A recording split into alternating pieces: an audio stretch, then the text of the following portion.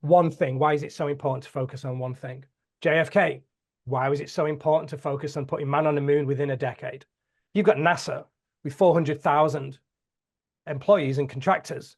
NASA had millions of objectives, not millions. There was like 7.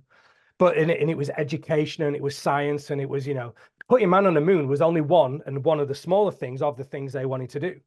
One of JFK's skills was boiling it down to one thing. That is the only thing you will ever talk about publicly. We are going to put man on the moon within a decade. So the line, we choose to go to the moon and we're going to do it within this decade became the headline of that speech.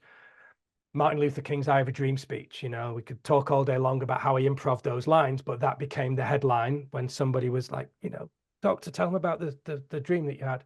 That became. Barack Obama was amazing at that.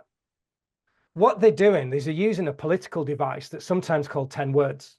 And 10 words doesn't mean exactly 10 words. I recorded about 30 episodes of a podcast about it a few years ago. But 10-word statements is basically the headline of what the journalists may print tomorrow. But really, it's what's the one thing that they're going to describe about your talk? And the great speech is to try and understand why did they work. A lot of it is because they remembered it and they had this North Star that the whole thing rallied around. And it wasn't 2, it wasn't 3, it wasn't 5 or 7, it was one thing. And a lot of speeches don't do that these days. And a lot of business presentations just aim at too many things, which is why we forget about 72% of what we hear.